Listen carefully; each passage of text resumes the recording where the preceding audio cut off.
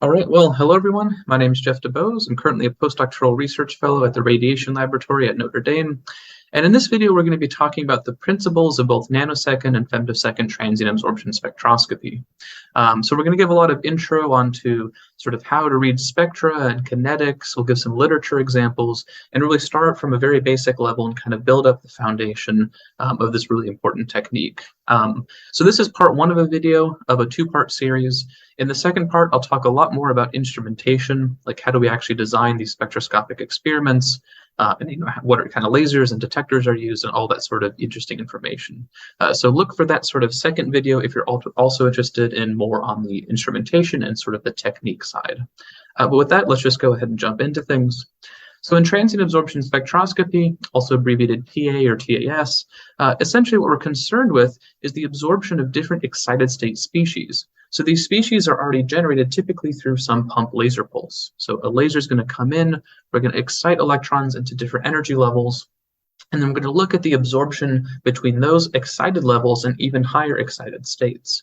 And we can also look at, both kind of excited state manifolds, but also products of excited state reactions, like if we do electron transfer between different species or energy transfer, that kind of a thing. So what kind of useful information can we learn? As I sort of mentioned, if you think about just one given molecule, we can look at individual excitation within the first excited singlet state up to different excited singlet states, like S1 to Sn, or within the triplet within the triplet manifold from T1 to some Tn. So that can give you information about the molecule itself and its different manifolds. But we can also imagine doing sort of electron transfer, right, in order to go from one species to another species, some sort of donor to an acceptor species. Right, we can watch those electron transfer events, or similarly a hole transfer event, just movement of an electron in the different direction. Oftentimes, if we do electron transfer in water, we actually have an electron and a proton moving basically together during that process. So you can look at proton-coupled electron transfers. We can imagine actually doing energy transfer, right, moving a singlet state or a triplet state between two different species, either through Fret or Dexter type mechanisms. If we pull out an electron, we can look at a cation radical. If we give an electron, we can look at an anion radical. All sorts of really interesting things we can look at in molecules. If we think about more of a sort of a semiconductor picture, and we're interested personally in our group in semiconductor nanocrystals, so in the talk you'll see a lot of sort of interest in that kind of coming through.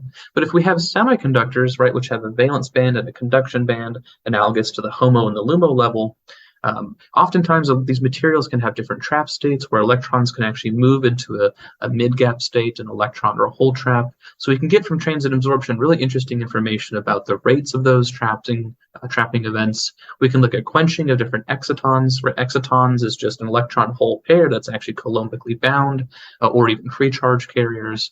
But also in semiconductors, we can imagine adding an acceptor and then looking at electron transfer either to or from the semiconductor. Look at different energy transfer events within semiconductors or molecule semiconductor hybrids.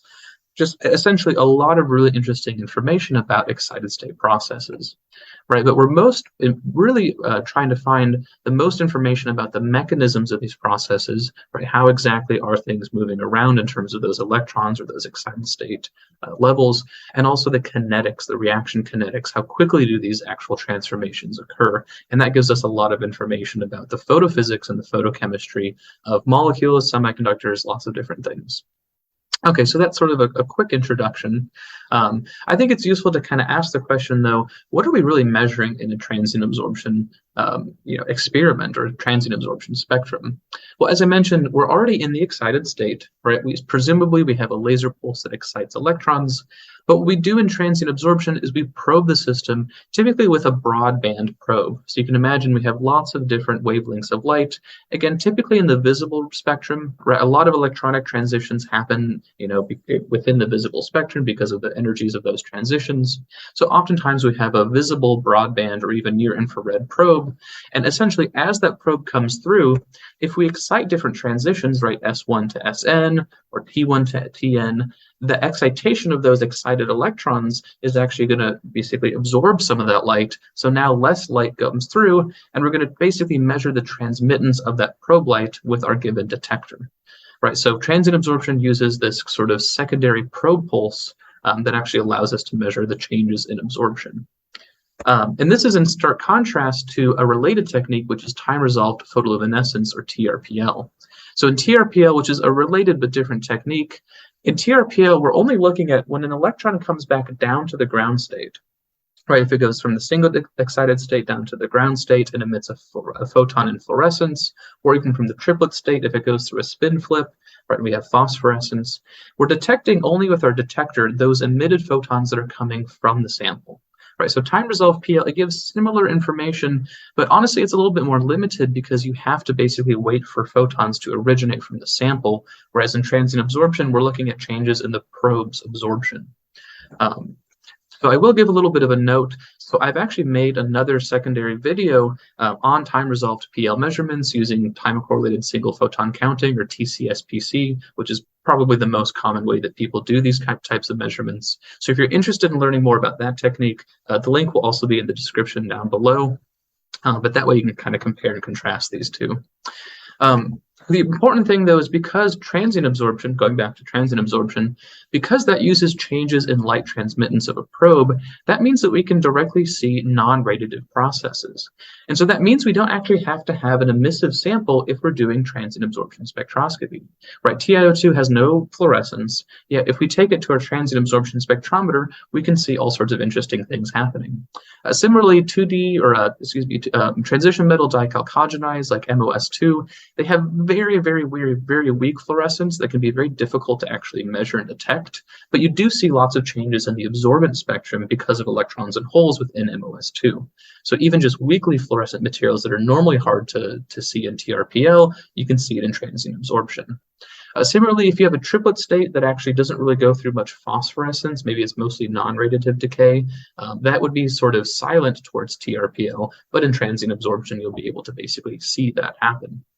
Similarly, in semiconductors, right, if you have excitation of a trapped electron or a trapped hole, again, typically not fluorescent, but it might have in that near IR or the visible a change in absorption. Same with free carrier absorption. If you have electrons sitting in the conduction band of a semiconductor and they move around the conduction band or holes in the valence band, typically you'll see changes in the absorption in the near IR region.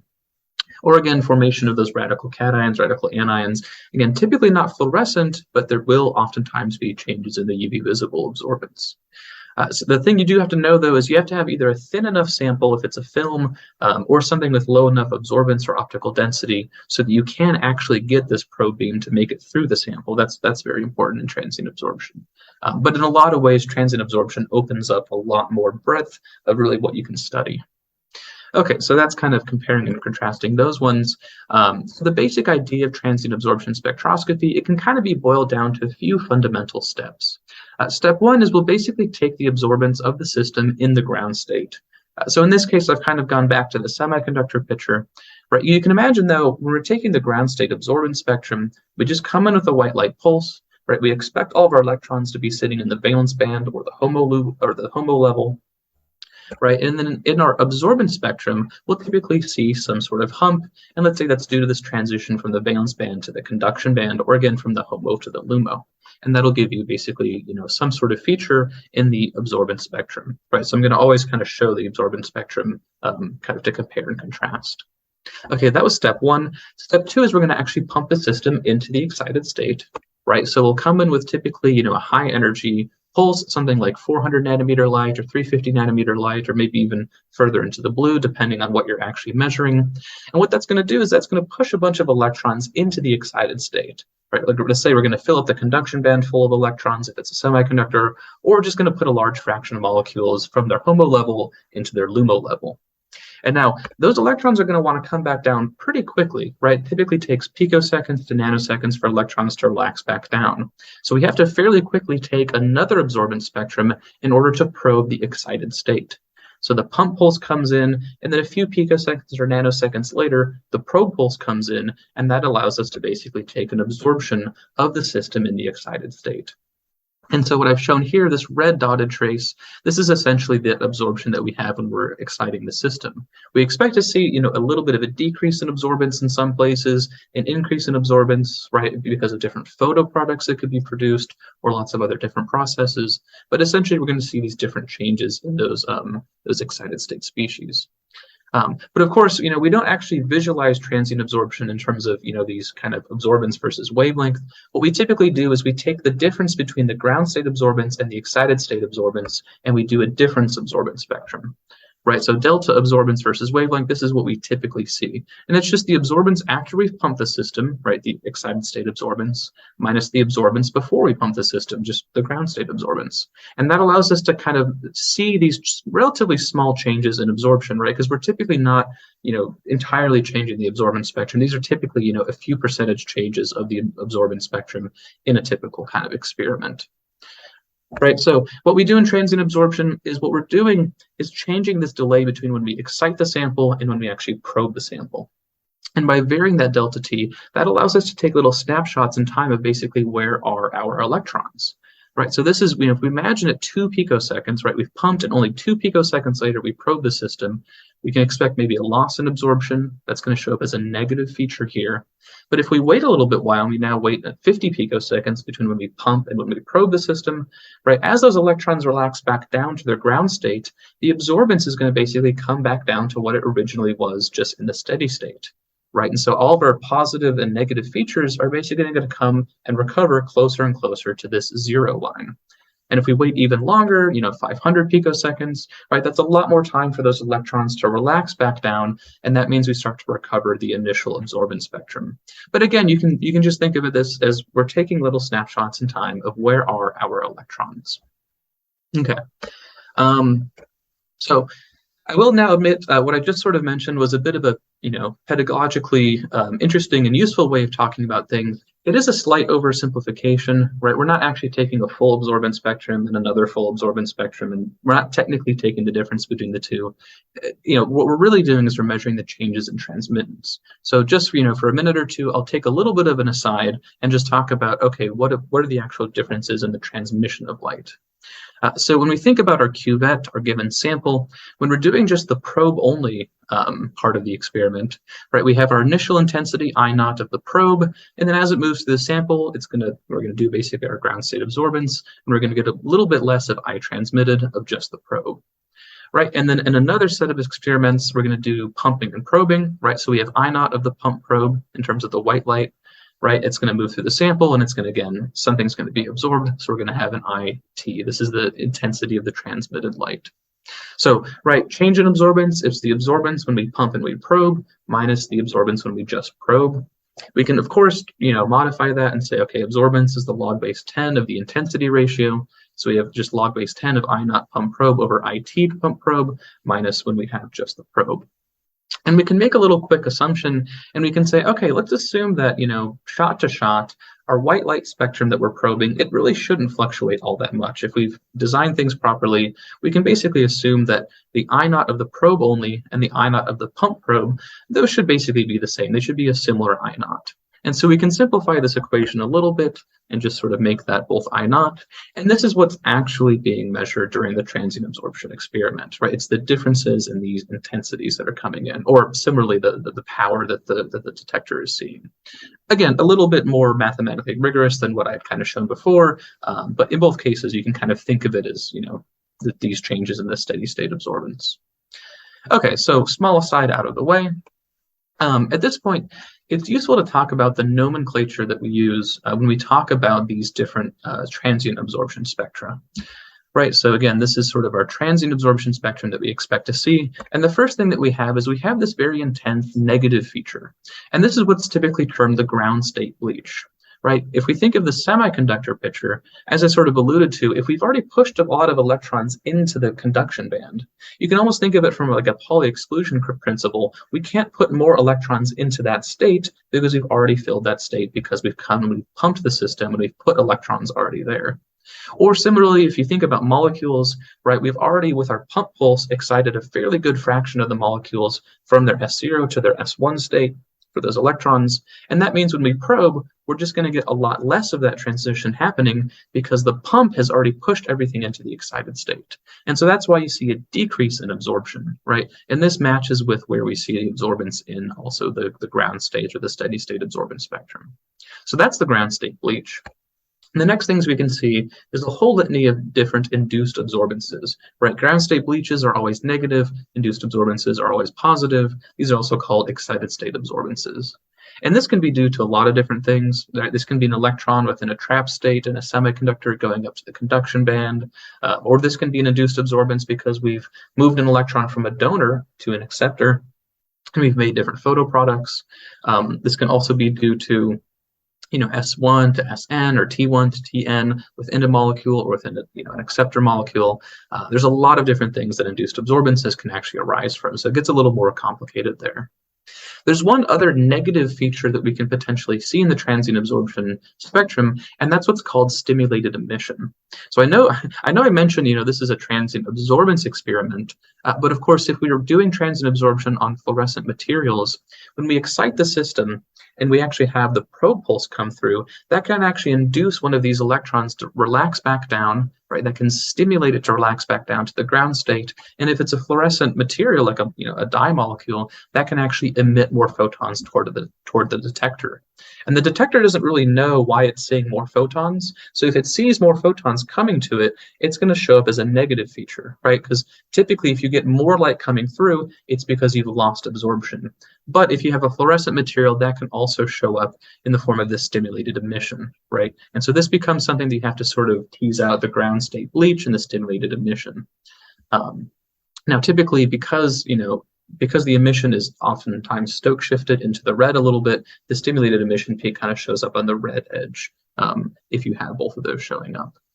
So a few things to note: anytime you have a bleach feature that truly is a ground state bleach feature, that must mean that if you go back to the steady state absorbance, you had to have an initial absorption there in order to bleach that transition, right? So this is why it's good to actually take the steady state absorbance spectra first in order to sort of see like where are these things showing up. Right, so in this case, you can see we have a transition around 500 nanometers in the steady state spectra, and indeed in the transient absorption, we see that bleach around 500 nanometers. Right, and if we did see a negative feature around 575, we could look at the absorbance and say, okay, there's no actual absorption at 575, so this must be a stimulated emission kind of feature.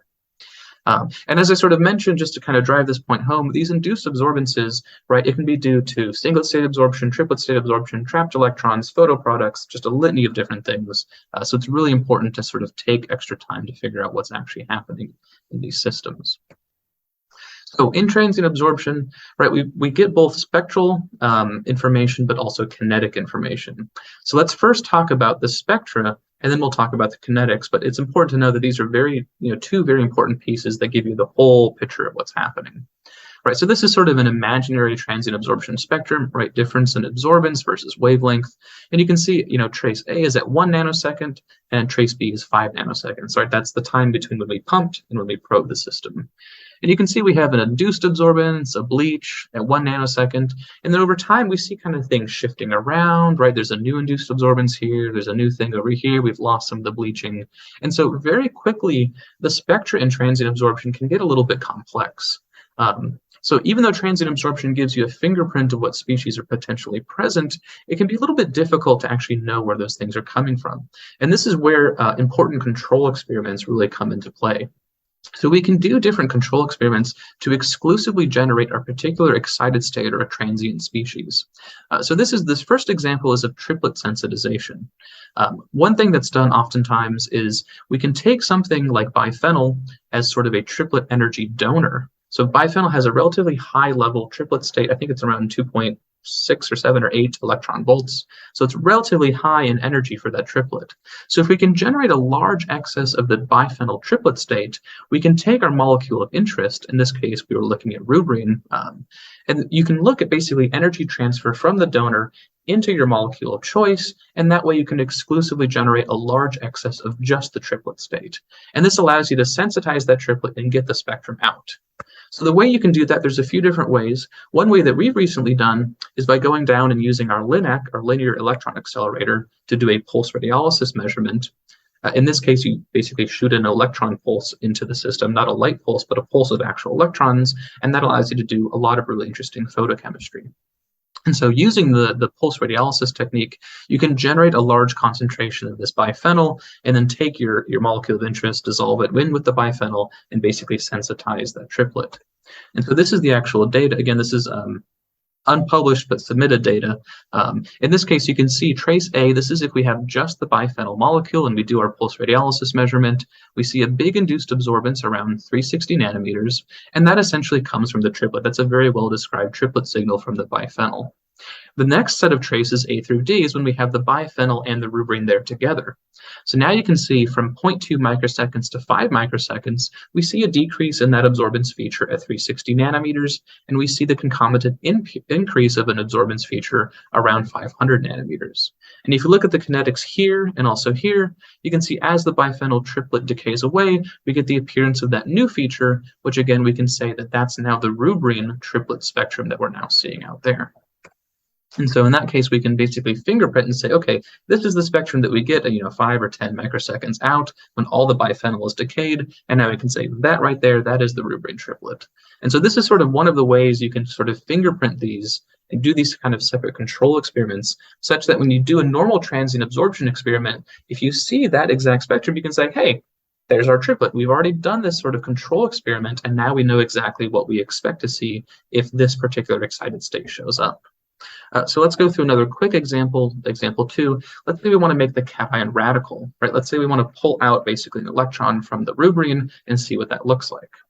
Well, if we use our fancy sort of pulse radiolysis experiment, again, this is a picture from the Notre Dame radiation lab setup. When we do pulse radiolysis, if you do it in dichloromethane, the electron pulse plus the dichloromethane, there's a lot of complex processes that happen, but essentially you make a very large excess of these oxidizing radicals. And these oxidizing radicals can then diffuse and interact with your rubrine or your given dye molecule of interest, and that can make the cation radical. Oh, that should actually say plus with a little radical dot. That's a bit of a typo. Okay, so if we do that experiment though, and we make the rubrine radical cation, we can see this is the change in absorbance that we see from the pulse radiolysis measurement. But let's say we're not quite entirely happy with that, or let's say we don't even have access to such a technique as pulse radiolysis because it is a little bit more difficult to access. We can also potentially use electrochemistry to generate cation and anion radicals, right? So in this case, what we did was we basically dissolved a lot of rubrine into a cuvette, hooked it up to a potentiostat, and recorded the absorbance as we sweep to more oxidative potentials, right? So we have the electrode, we have our rubrine. Our rubrine can basically lose an electron to the electrode, and we record steady state absorbance spectra over time as we're basically applying more oxidative potentials. So this is another sort of set of control experiments that you can really do in this case. So this is the absorbance versus wavelength. Again, from 0.5 volts versus silver chloride to a more oxidative potential, about 1.2 volts versus silver chloride. And if you just record the absorbance spectrum of the rubrine, you start to see a new absorbance feature appearing here and a little bit of loss of absorbance there. So again, if we take our trusty change in absorbance, our delta absorbance spectrum, or a difference absorbance spectrum, now we can see that the rubrine spectrum that we get through electrochemical methods, this almost perfectly matches up with our radiolysis results. So now we know pretty much for sure, okay, from radiolysis and from electrochemistry, we know now this is the spectrum of the rubrine radical cation. And so now we can sort of build up our spectrum a little bit more. Now we know what the triplet looks like. Now we know what the radical cation looks like. We can also do another set of experiments to generate the radical anion. I won't go into that because it'll get too long. But essentially, these are the types of control experiments that one really should do every time that you do transient absorption on something new in order to know, okay, what are the actual species that I'm generating? Okay. I will give a little bit of sort of a pitfall warning. One must be very careful in assigning processes. If you see these relatively small transient features, like a small induced absorbance or a very small bleach, because especially in the case of semiconductor nanocrystals, there's a lot of different bleach features and induced absorbance, as you can see, and one should just be very careful and make sure you have solid evidence before making claims about what that exact small hump or that small little feature here and there actually corresponds to, right? And I keep harping on the semiconductor nanocrystal kind of area because it's something we're very interested in, but it's really important to know that these materials that we make are inherently have a lot of different states. Oftentimes when you synthesize nanocrystals, you actually get a fairly broad polydispersity in terms of the shape of the nanocrystals, which affects the optical properties. This down here is an example actually from our lab of a cadmium selenide seeded cadmium sulfide nanorod. Right, this has multi-nanometer dimensions. These are typically thousands and thousands of atoms that actually make up one of these particles. And of course, on these different rods and on different semiconductor nanocrystals, you can have trap states due to dangling bonds. You can have inhomogeneities. And as you can see with the transient absorption spectrum shown here, there's lots of different induced absorbances kind of here and here. There's lots of bleach features. These features over the several picosecond time range are also shifting and changing. So, excuse me. So suffice it to say, the transient absorption spectra and the kinetics for these types of semiconductor nanocrystals are just very, very complex, right? And that's in direct, stark contrast to the case of more molecular system molecules like dyes or different, dyads and triads that people make. Those are relatively more well behaved, because when you make a molecule, you can say that, okay, assuming you've made the molecule and you've purified things properly, essentially 100% of the system you can assume is basically that one thing that you're studying, right? But semiconductor nanocrystals, again, inherently very complex. So the things that we see in molecules don't always play nicely and show up in the way that we see in semiconductor nanocrystals. And this is a really great example, in this case, of a squarion dye, where if you look at the transient absorption spectrum, it's actually relatively simple, right? We have a bleach here around 700 nanometers, which if you look at the steady state absorbance spectrum corresponds to basically the absorption of the singlet state for the squarion dye. You have an induced absorption here around kind of 475 nanometers. If you take the kinetics at both of these features, you can see that the kinetics agree very well. They both have about a 45 picosecond lifetime. So you can say this is basically the ground state bleach, the singlet state absorption. It's a lot more clear of a picture because in molecules, you don't have surface trap states. You don't have, hopefully, if you synthesize things right, you don't have broad polydispersity in your sample. So again, just as a pitfall warning, just be very, very careful when you're especially looking at semiconductor nanocrystals to not essentially think that they're going to be as well behaved as a molecule. Another sort of aside, while I'm still on this slide, is the fact that a lot of, and basically all of transient absorption, a lot of the nomenclature and the way that we understand things is all rooted in molecular photochemistry. It's really photochemists who sort of establish what happens in transient absorption. And a lot of that stuff is really, really important. But I think the problem is people try to extend, the ways that we think about things into and sort of extend some of the nomenclature and some of the ideas of molecules towards semiconductor nanocrystals. And it doesn't always match up very well because these materials, these nanocrystals, are very, very ill-behaved and not as well behaved as a typical molecule, just because of these trap states, these polydispersity issues, all sorts of different things. So it's just important to know that even though everything about transient absorption is rooted in molecular photochemistry, if you stretch some of those ideas toward semiconductor nanocrystals, because these nanocrystals are just messy, messy systems, things aren't always going to work out as well as you'd like them to. And so to a degree, we need to be kind of careful about what we're saying in terms of the nanocrystal transient features, just because it is extremely difficult to really nail down exactly what all those features are coming from. Okay, I'll kind of get off my soapbox a little bit and move on to the next slide now. A useful hip, so that was a bit of a pitfall. A useful tip though, is to actually, as I sort of mentioned before, it's really important to always record the steady state absorbance and the steady state emission spectra before doing any of these complex transient absorption experiments, right? And that's for a couple reasons. One is you need to know where all your ground state features actually show up. And that informs a lot of really important things about your transient experiment that you're going to do later on. Right, you need to know basically, where does this thing absorb? Because we need to know if we excite at, 400 nanometers or 450 nanometers, and our absorption's at 400, we're not actually going to be able to excite the sample. Right, same thing with, stimulated emission. You should know where the emission shows up in the sample, such that if you see a negative feature there, you might be able to say, okay, maybe that's the stimulated emission that we're seeing and not really a real ground state bleach. And additionally, it's important to take these steady state absorbance before doing these measurements, because if you have too little absorption, again, you're only changing the absorbance a very small fraction in a transient experiment. So if you have too low absorption starting, you're just not really going to see anything in the transient absorption spectra. Or if you have way too high absorption, if you can't get that white light actually through the sample, then you're never going to see anything. And if you're doing these samples with a collaborator, then they're not going to be very happy that a bunch of time has been wasted.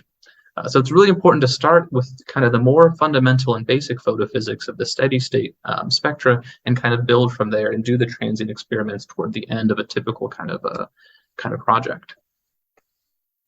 Okay, so that was a lot about the spectra, kind of do's and don'ts and why these things matter and what control experiments. Now let's look at sort of the other side of things, which is the kinetics, or how do these changes in absorbance, what is the time scale which these things are evolving? And the lifetime, from the kinetics gives us a lot of hints about the type of species that are actually present, right? If you think about a triplet state where we have basically spins being the same, you have to have a spin flip in order to go back down to the ground state. And that typically means, because it's a spin forbidden process, that typically gives these triplets microsecond to millisecond long lifetime. So this is an example from Phil Castellano's group that we'll actually talk about in more depth later on. But this is the transient absorption spectrum on the 2 microsecond to 5 millisecond time scale. And this is the kinetic trace, and you can see the lifetime of 1 millisecond. This would be pretty self-consistent with the idea that this could be a triplet state, right? Because if this was only 1 or 2 nanosecond lifetime, we could almost automatically rule out it being a triplet because, again, these triplets take much longer to relax back down under typical conditions. Again, in the kinetics, if you imagine if you have a semiconductor, if you have free charge carriers, those typically have much longer lifetimes than something like an exciton, which is bound coulombically and typically decays much more quickly. Similarly, if you have a radical anion or a triplet state, you can do a set of control experiments by exposing the sample to oxygen, since oxygen is a very good electron scavenger, right? It has time to go and grab, the extra electron that's sitting in the radical anion, or these long-lived triplets are oftentimes very susceptible to oxygen. So this is an example from Durant and coworkers, where essentially they're looking at these sort of OPV materials, right, which are kind of shown here. And when you excite the sample, this little inset, this actually shows the transient absorption spectrum. And then this larger one, this shows the kinetics, right, change in OD versus time. And when they do the transient experiment in nitrogen, you can see that you get a fairly long lifetime of several microseconds. Versus when you do the same experiment in oxygen, not only do you get a lower magnitude of the change in absorption, so you actually made less product in that case, but you can see the lifetime is a lot shorter now. And that's because the oxygen is just coming by and it's taking those electrons and presumably making superoxide. But these type of control experiments, in different conditions, give you a lot of information. The other thing about kinetics you can do too is if you have like an induced absorbance and a bleach feature, you can measure the kinetics of those two things together to see if they're related to a similar excited state. Right, so this is an example of taking, and we'll talk about more about this example toward the end of the talk, but you can see the decay of this particular excited state is concomitant with the increase in this excited state, and that kind of gives you an idea that, okay, there's some communication between these two states. And we've also seen this actually going back a couple of slides. When you look at the squarine dye transient spectrum, where you get the ground state bleach, you get this excited singlet state, and basically as the singlet relaxes back down, you get a nice concomitant decrease in both of those. And the similarity to the time constant tells you, okay, these are related to basically the same state. So again, comparing these kinetics is always really, really important to build up to kind of the full picture. Okay, so let's look at another example of kind of a prototypical example. This is the dye rose bangle, which is shown here in water. So rose bangle has a lot of these sort of heavy atoms like chlorine and iodine sort of decorated all along the surface of the molecule. So this is the steady state absorbance spectrum. And when you do a flash photolysis experiment, which is just transient absorption on the longer time scale, you can see at 0.75 microseconds, we see a huge bleach, again, corresponding right here, right basically on top of where we see the ground state absorbance. And we see these small wings on either side that kind of grow in on the microsecond time scale and decay on the microsecond time scale. So what we can do is we can basically track the kinetics at 550 nanometers. This is from that large bleach here. We can also track the kinetics from these two features here. Sorry, this is at 550, it's decaying over time, and this is the 460 and 610 induced absorbances.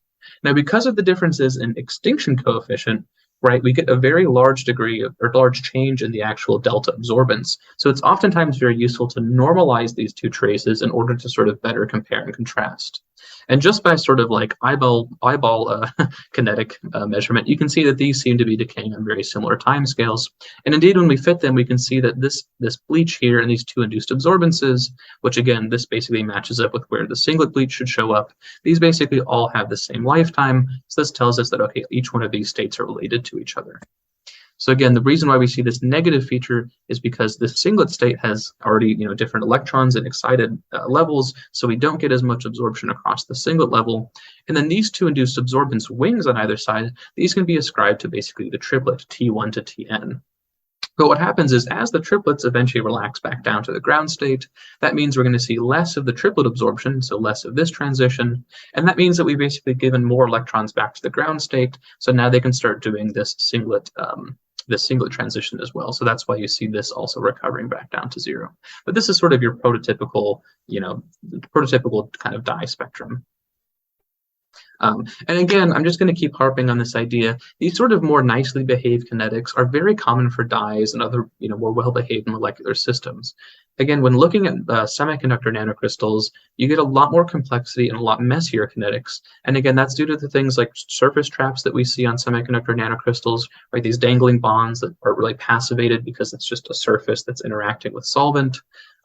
Or differences in stoichiometry due to synthesis issues. Again, size inhomogeneity. The size often dictates the band gap and the optical properties due to quantum confinement effects. So if you have a dispersity in size, you have a dispersity in energetics.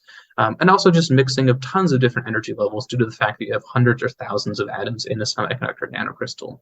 So again, just to harp on this fact that molecular species and semiconductor species aren't always going to basically behave the same way, and so it's important to know the limitations of what we can really what we can find from transient absorption, especially in that semiconductor picture.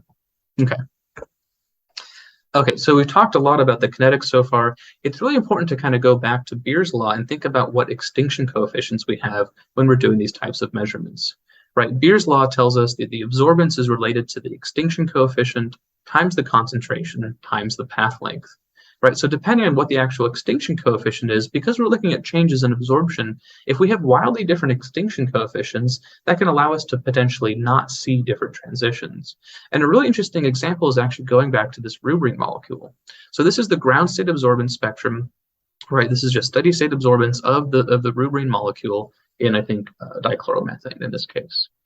The interesting thing, though, is if you look at rubrene in the transient absorption spectra, I think in this case is technically for an actual crystal of rubrene, but you see something interesting. So on the 0 to about 1 nanosecond time scale, we see, or I should say this paper, they saw an induced absorbance around 510 nanometers and also an induced absorbance around 445 nanometers. Right, so the interesting thing is if we just sort of look at this spectrum, rubrene has absorption from 450 to about 550 nanometers. So if we're exciting the sample, we should see a bleach of that ground state, but instead in that same region, we see all of these positive, induced absorbance features. So you might start to ask yourself, well, that's kind of funny. Why aren't we actually seeing that ground state bleach? Well, in this case, we know that 445 nanometers, this is basically pretty well described to basically the excited singlet state absorption of rubrene. And this induced absorbance at 510 nanometers, this is pretty well described to the T1 to Tn, the triplet state absorbance.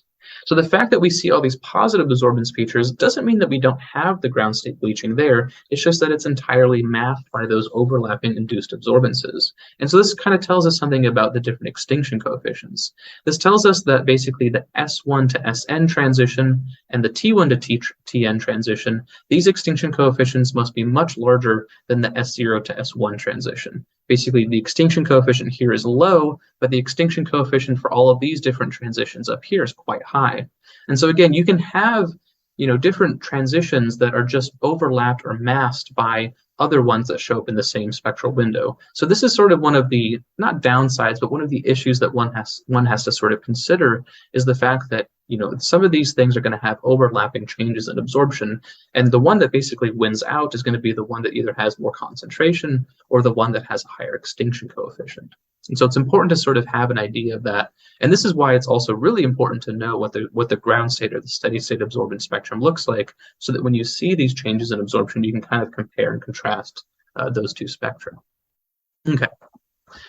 So transient absorption kinetics. Before we sort of move on, I'm going to give one more sort of pitfall warning. When we see these changes in the changes in absorption over time, it can be very tempting to fit this to a multi-exponential decay, and to throw something like 3 or 4 or 5 even exponentials to these different kinetic traces. But oftentimes, just because the fit looks better if you fit it to a very high order multi-exponential process, doesn't mean that that actually has any real physical basis. right? One has to always put together a fairly rigorous model to explain what those different decay components correspond to.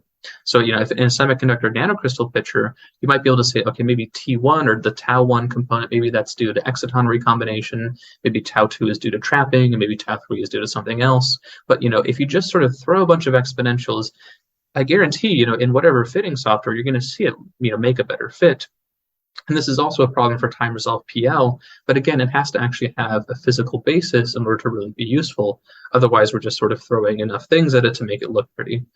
So again, this is just something to kind of always be in mind is, start with the more simplified way of fitting things. And if you have to go to higher, multi-exponential kind of fittings, you really have to explain what's actually happening in the system. Okay. So with that, the next part really the last part of the talk is going to be a lot of literature examples. But before we start that, I want to sort of compare and contrast the two different types of, nanosecond and femtosecond transient absorption. So nanosecond transient absorption has been sort of typically termed as flash photolysis.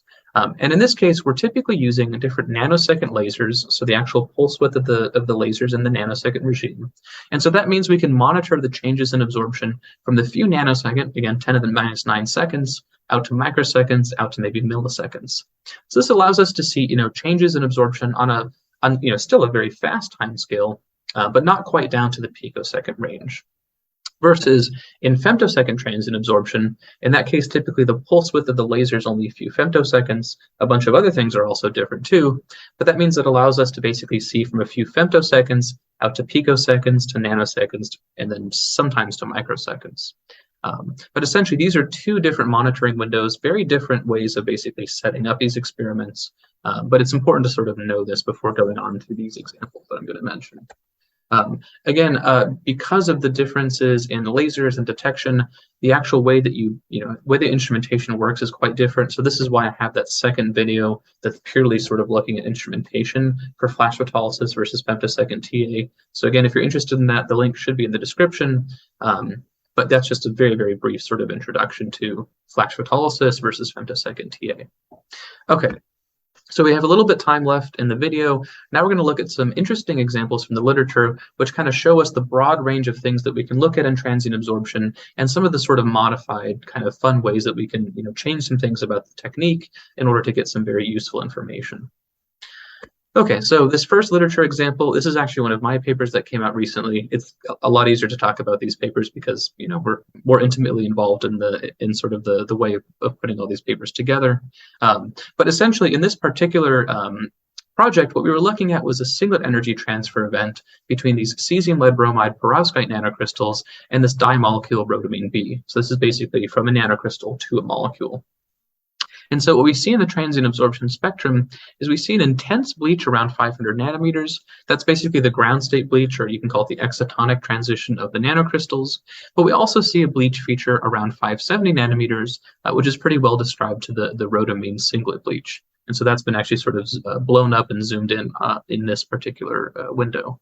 One thing I will mention is the very large difference between the bleach magnitudes in these two cases is due to the fact that these nanocrystals have very, very high, I think a few orders of magnitude higher extinction coefficient than most typical dyes. So that's why you see these really, really large bleach features, whereas this bleach feature is, comparatively much less. So these spectra give us sort of initial indications or maybe kind of an initial idea of what's happening, but it's really the kinetic analysis that allows us to kind of see a lot more. And that's why I've kind of titled this Importance of Kinetics. And so what we did in this case is we did a series of control experiments. One of them, we just took a neat solution of rhodamine. So not with any nanocrystals, just rhodamine by itself.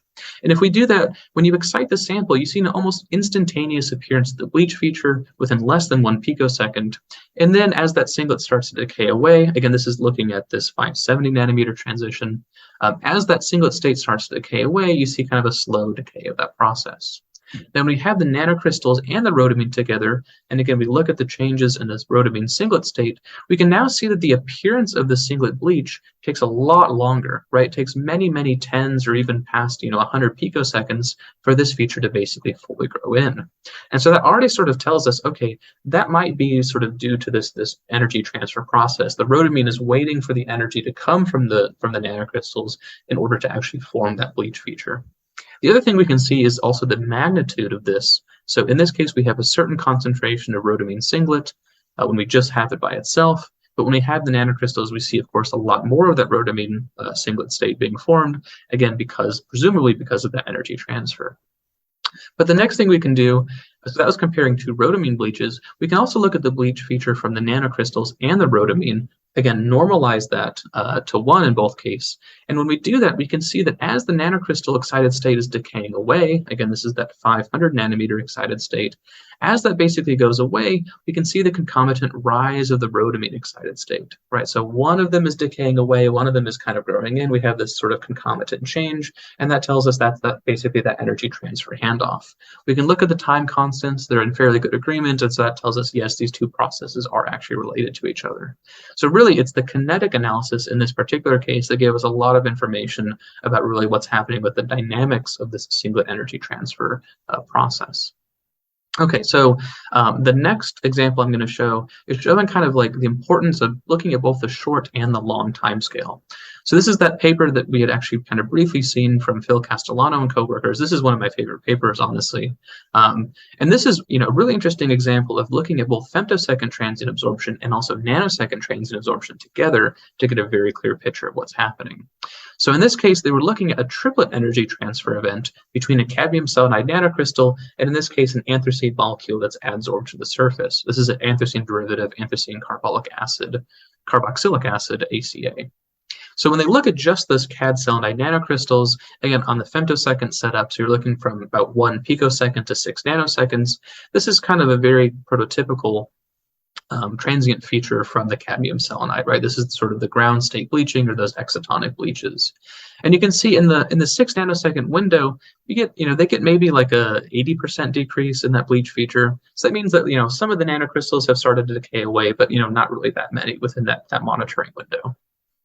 Now that's just cad selenide. When they add the cad selenide and the anthracene carboxylic acid, you can see within the same time window, almost all of the features from the nanocrystals basically decay back down to 0, right? So if you look at basically the changes in the kinetics around 500 nanometers, the blue trace is just the nanocrystals, right? Maybe 80% of them decay, versus when they have the carboxylic acid, the anthracene carboxylic acid, you see a very, very fast decrease in that bleach feature.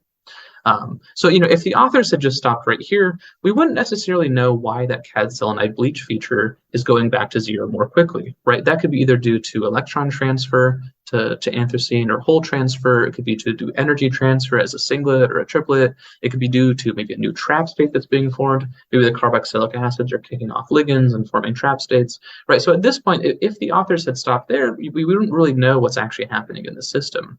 But the great thing is, in these sort of series of other experiments, what they do is they take the same system and they look at the nanosecond flash photolysis data. Right, so in this case, it was just 1 picosecond to 6 nanoseconds. In this case, now they're looking from 2 microseconds all the way up to 5 milliseconds. So because the cad selenide features have all decayed to 0, we only see in this case an induced absorbance around kind of 440 nanometers. And that decays over the next sort of several micro to milliseconds, really. So the interesting thing is, if we look at this induced absorbance, right, this is from the spectrum, this is very characteristic to the anthracene triplet absorption spectrum. So if anthracene is going from T1 to Tn, we know that this typically shows up here because anthracene's been, it's been looked at for many, many years. So the spectra tell you something interesting, but again, as we kind of hinted at, it's also the kinetics that tell you a lot of the information. So while this looks like the triplet from anthracene, we can be even more reassured that it really is the triplet state because it does decay on this many millisecond timescale. Right, so kinetics and spectra are helping us out, and also the fact that we can see what's happening on the short time scale with the nanocrystals, and also on the much longer time scale with what's actually happening with the anthracene triplet that's being formed. And this basically allowed them to show the direct triplet energy transfer from nanocrystals to molecules. So this is, a very, very good example of that. Okay, so the next literature example, again, this is another paper from our group, the Kamat group. But in this case, the authors are looking at different excitation wavelengths to give interesting information on the photophysics. So a little bit of background, different quantum dots like copper indium sulfide, these have pretty unique photophysics. And they often have energetic states that actually lie within the band gap, sometimes called sub-band gap states. right? If we have our valence band, our conduction band, we sort of expect sometimes in these cases to have unknown subband gap states to show up. And that's been typically described in literature due to kind of copper or indium vacancies. Basically, if you don't have enough copper or indium sitting in the lattice of the material, supposedly, it's been kind of suggested that those cause these different subband gap states. So what the authors in this case wanted to do is basically vary the ratio of copper to indium and then study basically CUX INS2 to basically connect those changes in composition to the observed photophysics. So the first thing that the authors do, which is again the first thing we should always be doing, is by taking a steady state absorbance spectrum. Right, so from trace A down to trace E, this is copper excess, so Cu 1.2, all the way down to copper 0.5, I think in this case. And you can see as you change the composition, the absorbance features change a lot in the steady state absorbance. Right, so trace A is pretty broad, pretty featureless absorption. But as they go more copper deficient, you can start to see a sharper transition showing up around 500 nanometers, and then again less of this broad absorption down for state 2 around 600 nanometers.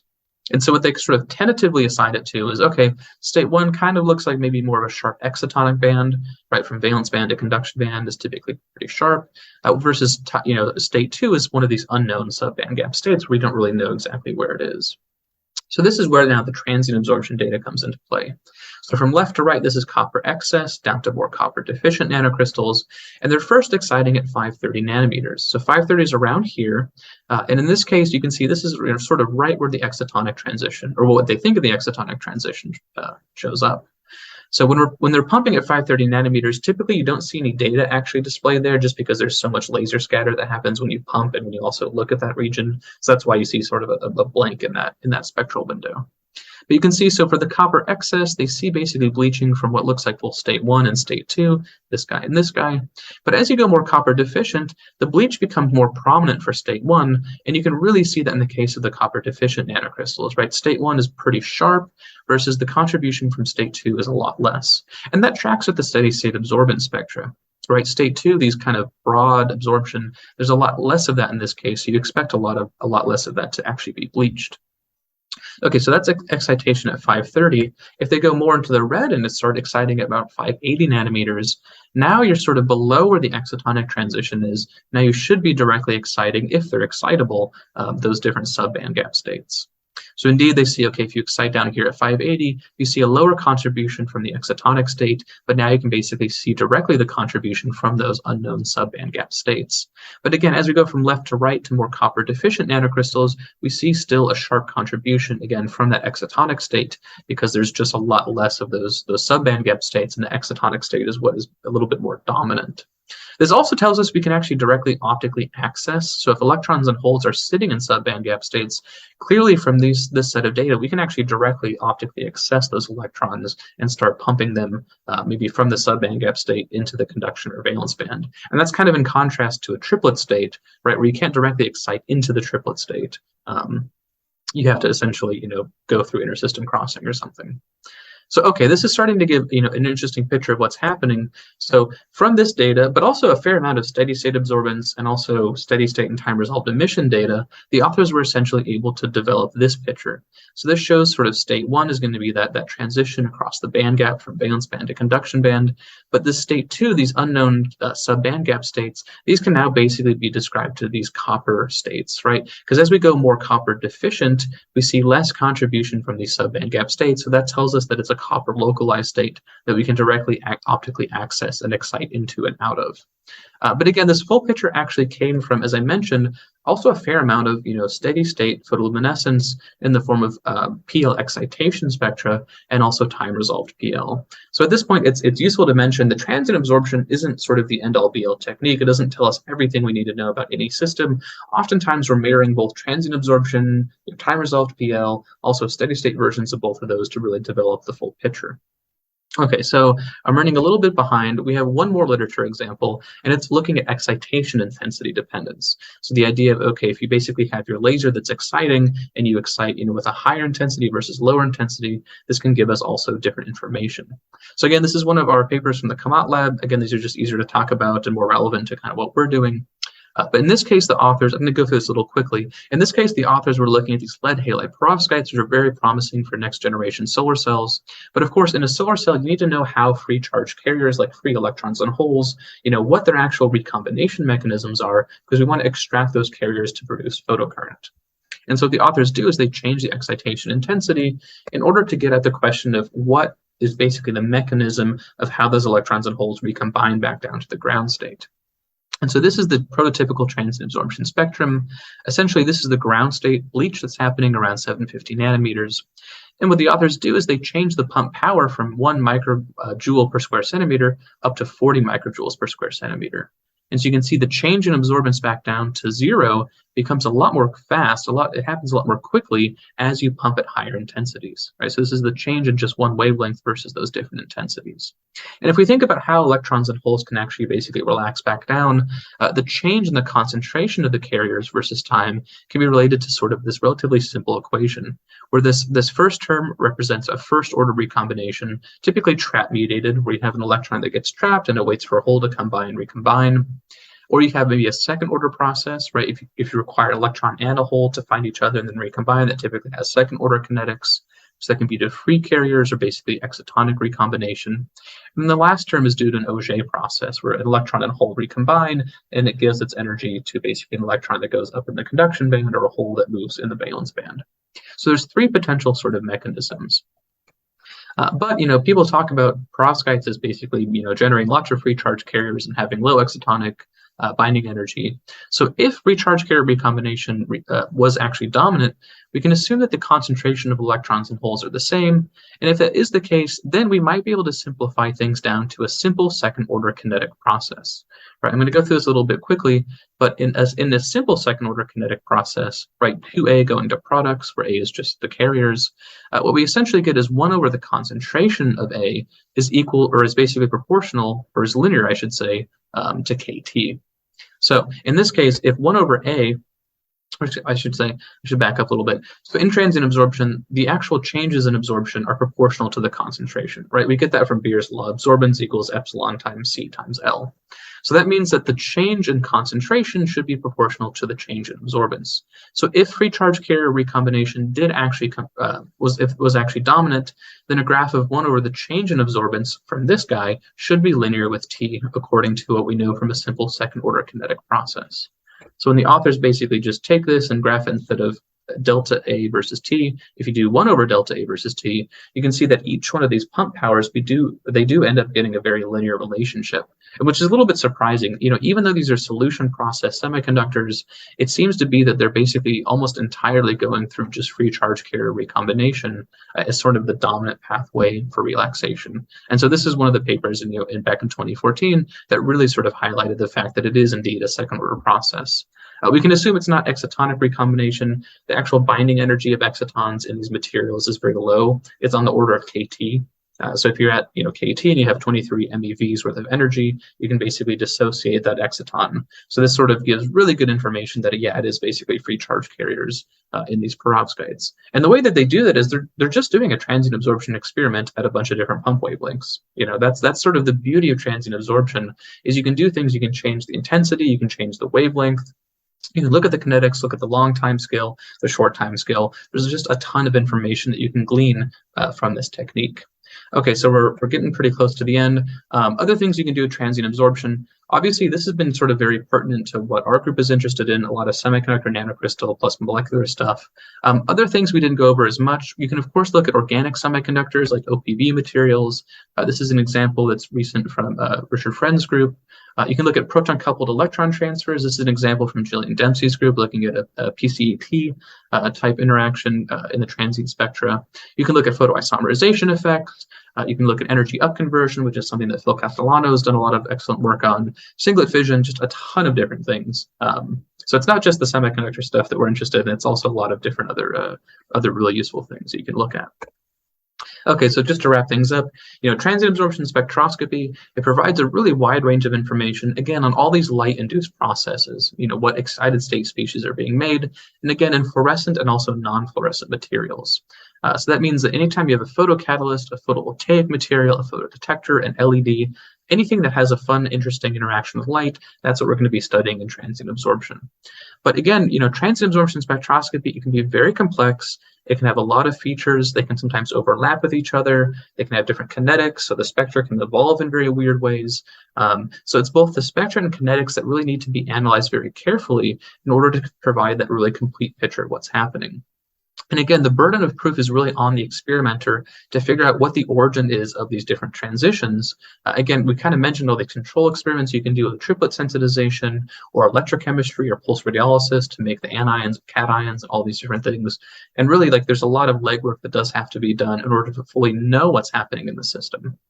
But again, as I sort of mentioned, in conjunction with steady-state absorbance and steady-state PL, in addition to time-resolved PL, one can really establish a lot of the properties of different light-absorbing materials and get a very complete picture, not just with transient absorption kind of in a box by itself, but also with these other techniques that sort of complement. Okay, with that, thank you for spending an hour or so listening to me ramble on about transient absorption. Really useful text resource was the Edinburgh Photonics Laser Flash Photolysis Manual.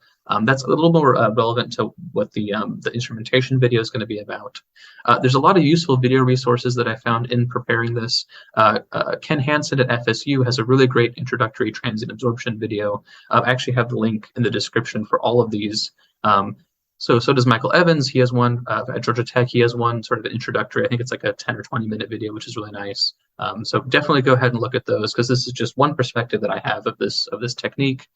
If you're interested in time-resolved PL measurements, I have the link to that video that I made down there. Here's some of the publications cited, but I tried as much as possible to also put those in the actual video. And once again, thank you for listening to me ramble on for a bit. And yeah.